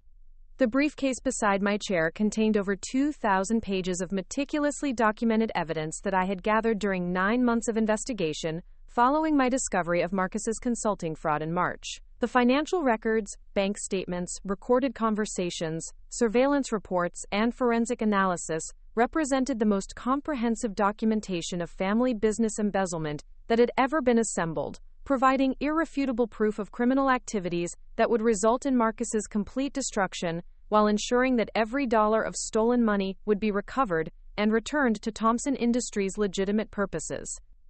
But before I activated the legal and financial mechanisms that would destroy Marcus's carefully constructed criminal enterprise, I wanted to observe him at his moment of peak confidence and arrogance, completely convinced that he had successfully manipulated the situation to eliminate any oversight or accountability for his systematic theft of company resources, while positioning himself as a responsible family leader making difficult but necessary decisions for everyone's long-term benefit. Bob, I think this approach serves everyone's interests while ensuring Thompson Industries remains financially strong and competitive, Marcus concluded, his voice carrying the satisfied tone of someone who believed he had successfully deceived one of Chicago's most experienced family wealth attorneys, while humiliating the woman who had helped raise him and contributed more to his father's business success than he would ever acknowledge or appreciate. Robert Sterling III nodded thoughtfully as he reviewed the financial documentation Marcus had presented, clearly impressed by the apparent thoroughness of the analysis and the professional quality of the recommendations for reducing family financial obligations while strengthening Thompson Industries' competitive position. His expression suggested that he was preparing to provide the legal approval and procedural guidance that Marcus needed to implement his plan for eliminating my financial support and forcing me into inappropriate housing arrangements that would complete my financial abandonment. Marcus, this is clearly a well-researched and carefully considered proposal, Mr. Sterling began, his tone indicating that he was about to provide the professional validation that Marcus desperately needed to proceed with his plan. The economic analysis seems sound, and your recommendations appear to balance family obligations with business realities in ways that protect everyone's long-term interests. I think we can develop implementation procedures that address Margaret's needs, while ensuring Thompson Industries maintains the financial flexibility necessary for continued growth and success. Marcus's expression of relief and satisfaction at receiving Mr. Sterling's apparent approval was everything I had hoped to see before revealing the truth about his criminal activities and the devastating consequences that would follow his systematic betrayal of family trust and fiduciary responsibilities. His assumption that legal authority and family connections could protect him from accountability for embezzlement and fraud was about to be tested in the most comprehensive and public way possible.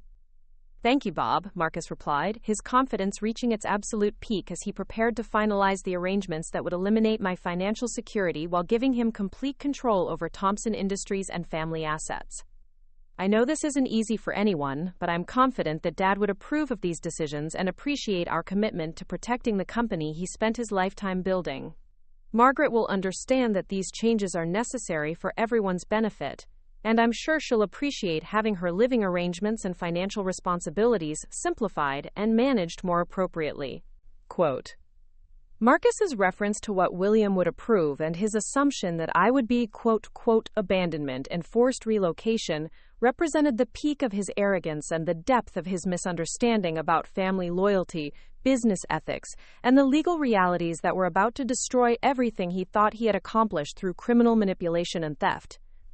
"Actually, Marcus," I said quietly, standing up from my corner chair and walking toward the conference table where he sat basking in his moment of apparent triumph,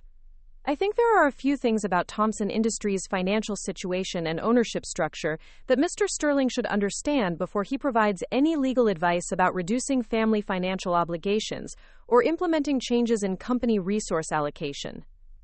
The effect of my intervention was immediate and dramatic. Marcus stared at me with an expression that shifted rapidly from confusion to irritation to growing alarm, as he realized that I was not going to remain silent and passive while he implemented his plan for financial abandonment. Mr. Sterling looked between Marcus and me with obvious surprise, clearly unprepared for my active participation in discussions that Marcus had characterized as routine estate management, requiring minimal input from family members who weren't directly involved in business operations. "Margaret, I appreciate your concern, but Bob and I are handling the business and legal aspects of these decisions," Marcus said, his voice showing the first signs of strain as he attempted to maintain control over a situation that was beginning to slip away from his carefully orchestrated script. "These are complex financial and strategic issues that require professional expertise and objective analysis, rather than emotional responses or personal preferences that might interfere with sound business judgment."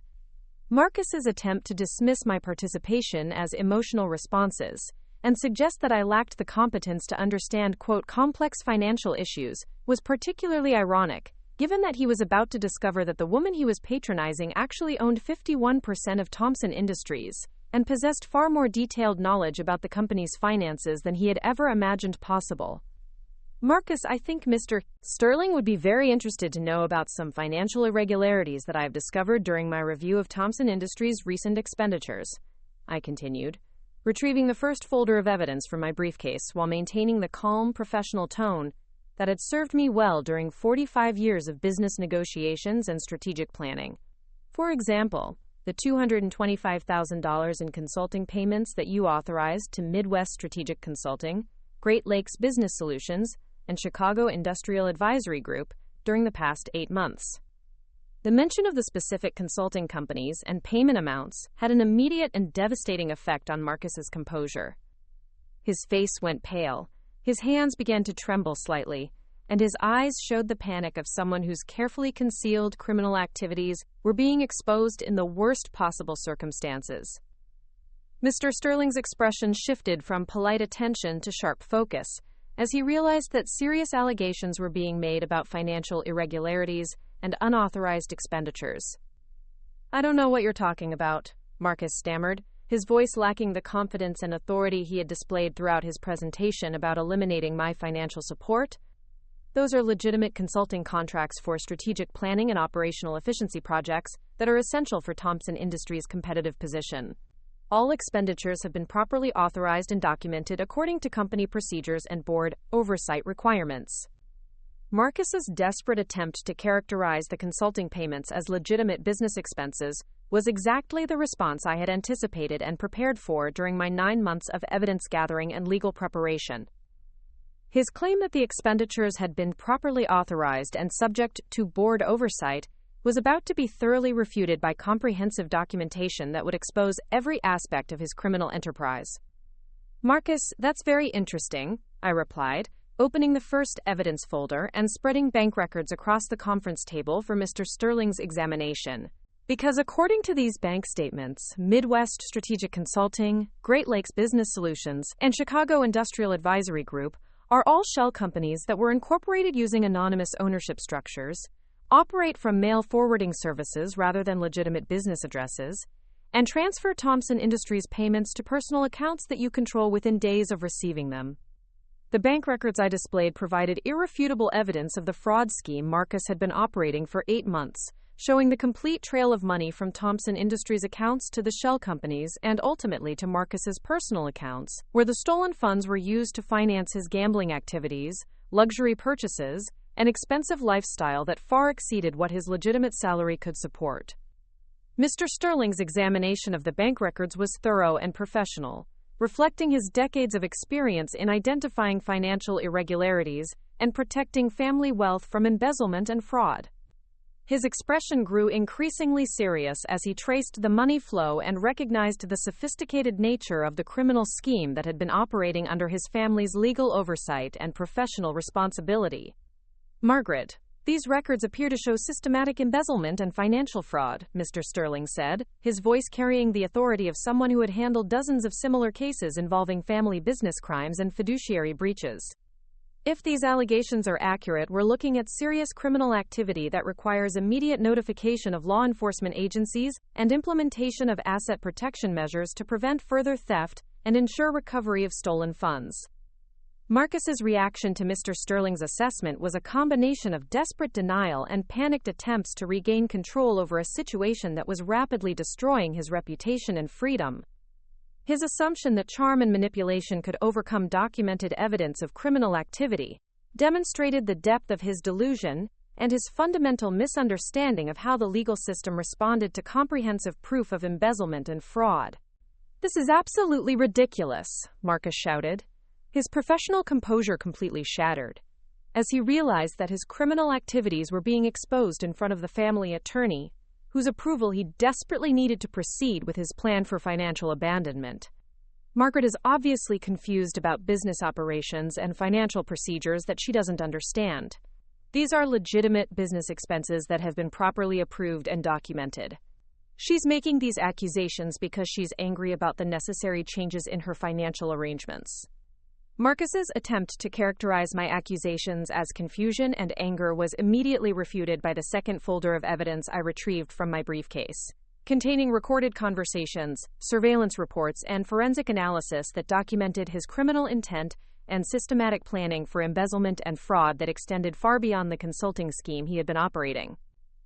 "Marcus, I think Mr. Sterling would also be interested in these recorded conversations where you discuss your plans to, quote, milk the company dry before anyone discovers your theft," I announced, activating the portable audio system I had brought to ensure that his own words would provide the most damaging evidence of his criminal mindset and complete lack of remorse for stealing from the family business that employed over 200 people and supported hundreds of families throughout the Chicago area.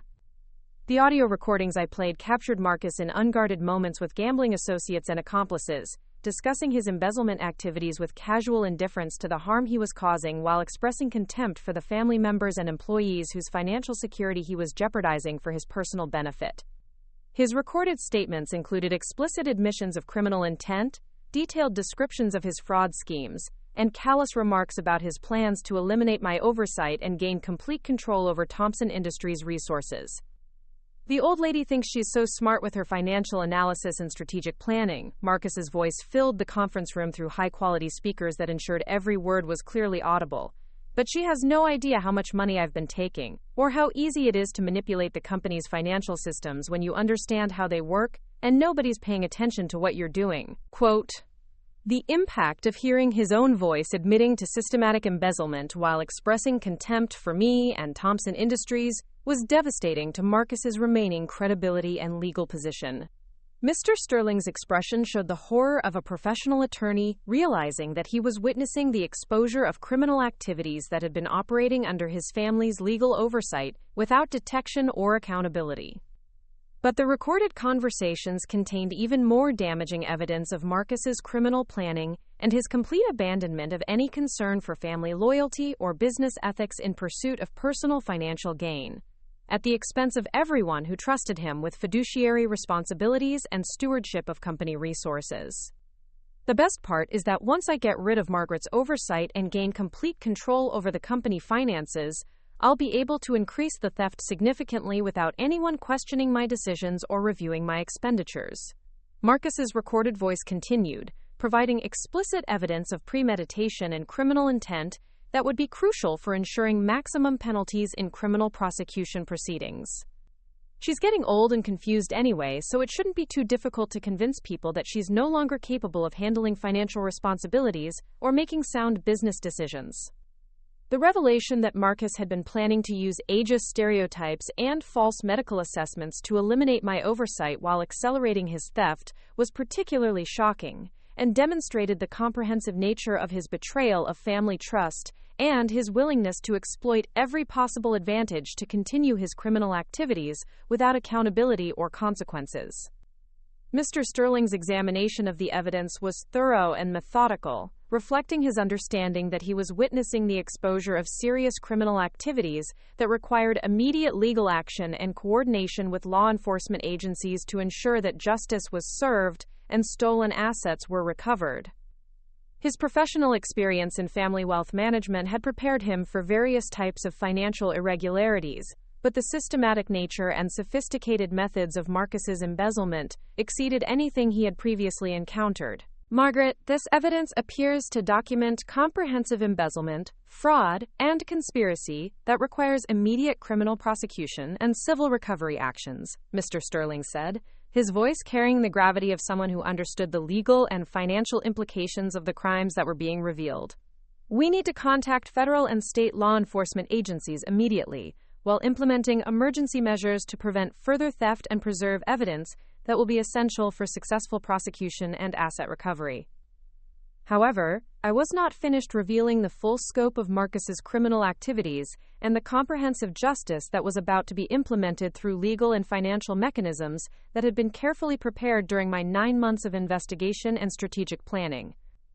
Mr. Sterling, there's one more thing that Marcus should understand before we proceed with law enforcement notification and asset recovery actions, I announced, retrieving the final folder from my briefcase that contained the most shocking revelation of all. Marcus has been operating under the assumption that he will inherit control over Thompson Industries following William's death, but the actual ownership structure is quite different from what he believes. I spread the legal documentation across the conference table that proved my 51% controlling ownership of Thompson Industries, including the stock transfer agreements, trust documents, and corporate filings that William had executed 2 years before his death, when we discovered the first evidence of Marcus's criminal activities and realized that he could never be trusted with control over the family business or responsibility for the welfare of Thompson Industries employees and stakeholders. The documentation showed that William had quietly transferred majority control of Thompson Industries to me through complex legal arrangements that protected the ownership change from discovery, while ensuring that I would have complete authority over company operations, strategic direction, and personnel decisions, regardless of what Marcus or other family members might assume about inheritance rights or succession planning. Marcus's reaction to learning that he had never actually inherited control over Thompson Industries was the final collapse of his arrogance and the complete destruction of his assumptions about power, privilege, and his ability to manipulate family relationships for personal financial gain. His expression showed absolute shock, desperate denial, and growing recognition that everything he thought he had secured through criminal manipulation was actually controlled by the woman he had been attempting to humiliate and financially abandon. "This is impossible," Marcus whispered, his voice barely audible as he stared at the legal documents that proved his complete miscalculation of family dynamics and business ownership. "Dad would never have given control of the company to someone who wasn't family. I'm his son. I'm the rightful heir. This has to be some kind of mistake or forgery." Marcus's inability to accept that William had chosen me over his own son reflected his fundamental misunderstanding of character, integrity, and the values that had made Thompson Industries successful. His assumption that biological relationships automatically trumped competence, ethics, and demonstrated commitment to family and business welfare showed the same entitled thinking that had enabled his criminal activities and moral bankruptcy. Marcus, your father spent 2 years documenting your embezzlement and planning legal arrangements that would protect Thompson Industries from your criminal activities, I explained, my voice carrying the authority of someone who possessed comprehensive evidence and complete legal control over the situation. Every dollar you stole, every fraudulent scheme you implemented, and every plan you made to eliminate my oversight was being monitored and documented by investigators who were preparing criminal prosecution and civil recovery actions that would ensure you faced appropriate consequences for your systematic betrayal of family trust. The revelation that his criminal activities had been under surveillance for 2 years before William's death, and that the investigation had continued throughout the period when he believed he was operating without oversight or accountability, was the final demonstration of how completely he had miscalculated the intelligence, resources, and determination of the people he had attempted to deceive and exploit for personal financial gain. At that moment, my phone call connected me with Detective Sarah Martinez of the Chicago Police Department's White-Collar Crime Unit, who had been coordinating with federal agencies to prepare for Marcus's arrest on multiple charges, including embezzlement, mail fraud, wire fraud, money laundering, and conspiracy to defraud a family business. The timing of the call was planned to coincide with the completion of evidence presentation and Marcus's full understanding of his legal and financial situation. Detective Martinez, this is Margaret Thompson, I said, my voice carrying clearly across the silent conference room where Marcus sat in stunned disbelief while Mr. Sterling reviewed the comprehensive evidence of criminal activity and legitimate ownership documentation. I'm ready to provide the evidence and testimony that we discussed for the arrest and prosecution of Marcus Thompson on federal and state charges related to his systematic embezzlement from Thompson Industries. The mention of my conversation with law enforcement agencies was the final revelation that destroyed any remaining hope Marcus might have had for avoiding criminal prosecution or negotiating some form of settlement that would allow him to escape the full consequences of his criminal activities. His realization that his crimes had been under professional investigation and that his arrest was imminent was the ultimate collapse of his arrogance and criminal confidence. Within 30 minutes of my phone call, federal agents and Chicago police detectives arrived at Morrison, Sterling & Associates to execute arrest warrants and begin the asset seizure process that would recover every dollar Marcus had stolen, while ensuring that he faced the maximum possible penalties for his systematic betrayal of family trust and violation of fiduciary duties that had endangered Thompson Industries' financial stability and the economic security of everyone whose livelihood depended on the company's continued success. The arrest of Marcus Thompson in the elegant conference room where he had attempted to implement his plan for my financial abandonment was broadcast live on Chicago business news networks, ensuring that his criminal activities became widely known throughout the regional business community and preventing him from ever again obtaining positions of trust or responsibility within the financial or corporate sectors where his crimes could be repeated. The subsequent criminal prosecution resulted in Marcus's conviction on 14 federal charges and 8 state charges, leading to his sentence of 18 years in federal prison without possibility of parole, followed by 5 years of supervised probation, during which his financial activities would be monitored and restricted to prevent future criminal behavior. The civil recovery actions resulted in the seizure of all assets Marcus had purchased with stolen funds, including his luxury condominium, expensive automobiles, investment portfolios, and bank accounts that contained over $1.2 million in Thompson Industries money. But more importantly for Thompson Industries' future and the welfare of our employees and their families, the comprehensive investigation and successful prosecution of Marcus's crimes provided a model for preventing and detecting family business embezzlement that was adopted by businesses throughout the Midwest and implemented as best practices by professional organizations representing family-owned companies and their legal and financial advisors. Thompson Industries not only survived Marcus's criminal betrayal, but emerged stronger and more successful than ever, with enhanced financial controls, improved oversight procedures, and renewed commitment to the ethical leadership and community responsibility that had made the company successful throughout its 90-year history. Our employee retention increased to 98%, our client satisfaction scores reached all-time highs, and our annual revenue grew by 35% as word spread throughout the manufacturing sector about our integrity and commitment to ethical business practices. The Gold Coast penthouse that Marcus had assumed I would voluntarily abandon became the center of expanded business entertaining and community engagement that strengthened Thompson Industries' relationships with clients, suppliers, and strategic partners throughout the global economy.